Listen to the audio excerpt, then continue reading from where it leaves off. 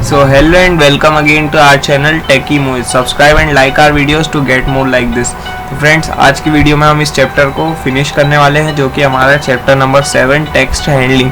तो चलिए इस वीडियो को शुरू करते हैं। तो सबसे पहले मैं आपको समझाऊंगा कंपैरिजन ऑपरेटर्स के बारे में। तो हमने अपना शेल ओपन कर लिया है और अब मैं आपको कंपैरिजन ऑपरेटर के बारे में समझाता हूँ। तो इसके बारे में हमने पिछले चैप्टर डेटा हैंडलिंग में भी डिस्कस किया था कि कंपैरिजन ऑपरेटर्स स्ट्रिंग में कैसे यूज़ होते हैं। तो सेम ही यहाँ पे भी दिया हुआ है हमारी बुक में, मैं आपको समझा देता हूँ। तो हमारा जो स्मॉलर ए होता है, अगर मैं उसको इक्वल्स टू लिखूँ स्मॉलर ए के, तो वो ट्रू प्रिंट कर देता है। हमारा जो स्मॉलर ए होता है वो कैपिटल ए के इक्वल नहीं होता, कैपिटल ए से बड़ा भी होता है। ये भी मैं आपको पिछले चैप्टर में बता चुका हूँ। और हमारा जो ए है स्मॉलर ए, उसको हम not equals to A B C क्यों लिख सकते हैं, क्योंकि ए बी सी में 3 कैरेक्टर्स है जबकि हमारे ए में सिंगल कैरेक्टर है। तो इस टाइप से हमारे कंपैरिजन ऑपरेटर्स हर टाइप से यहाँ पर यूज़ हो सकते हैं। उसके बाद मैं आपको नेक्स्ट हेडिंग बताता हूँ, जो कि हमारी ऑर्डिनल वैल्यू।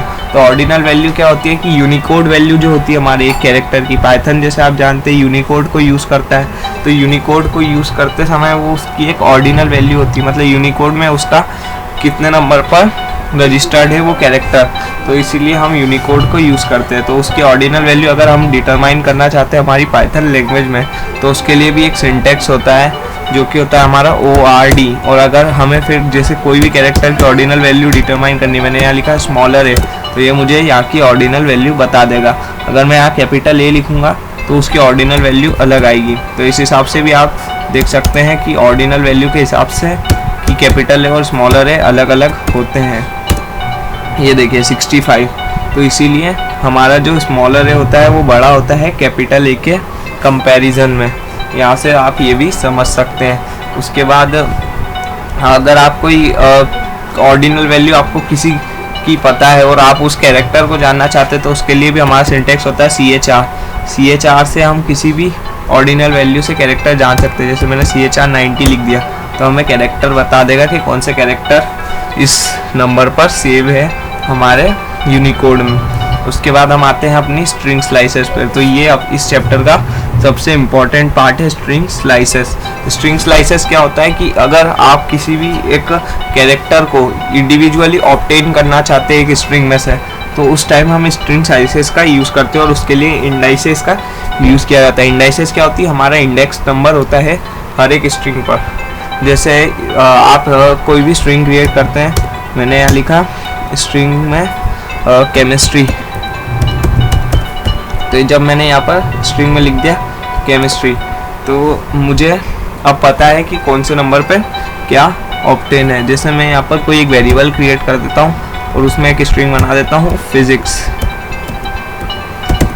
और अब मैंने इसको डिफाइन कर चुका हूँ कि ए नाम के वेरिएबल पर ये स्ट्रिंग डिफाइंड है। तो अगर मैं यहाँ पर ए में सिर्फ VHY ऑब्टेन करना चाहता हूँ, तो मैं यहाँ पर डायरेक्ट उसकी वैल्यू ऑब्टेन कर सकता हूँ स्ट्रिंग स्लाइसेस से।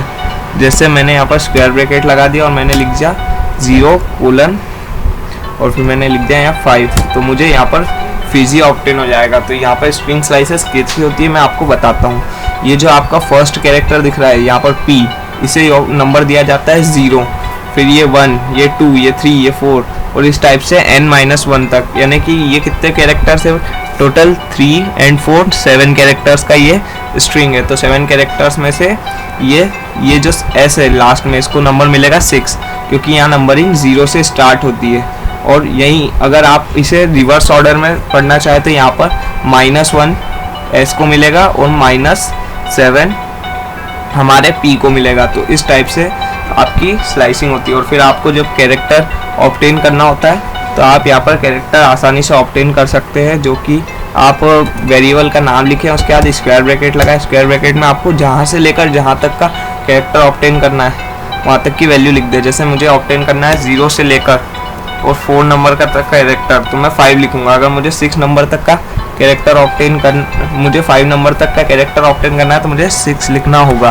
तो ये ऐसा चलता है। और आप देखेंगे इसमें 8th नंबर का एलिमेंट नहीं है, फिर भी मैं अगर यहाँ लिख दूँ 8 0 से लेकर 8, तो वो पूरा फिजिक्स मुझे प्रिंट करके दे देगा। तो इस टाइप से स्लाइसिंग होती है हमारे स्ट्रिंग्स की, और इसमें नेगेटिव नंबर से भी स्लाइसिंग होती है।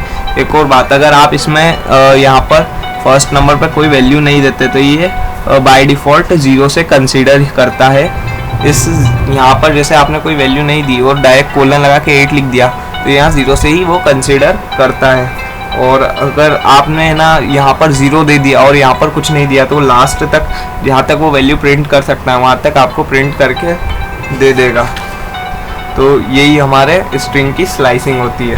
और इसके बाद हमारा लास्ट पार्ट आता है इस चैप्टर का, जो कि हमारा लेंथ फंक्शन। तो लेंथ फंक्शन जो होता है वो हमारे कोई भी स्ट्रिंग की लेंथ बताने का काम करता है।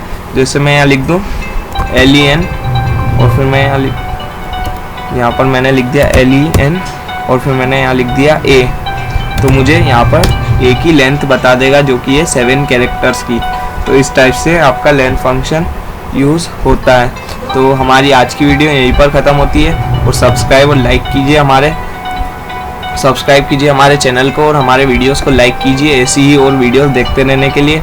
And stay tune, be happy and thank you.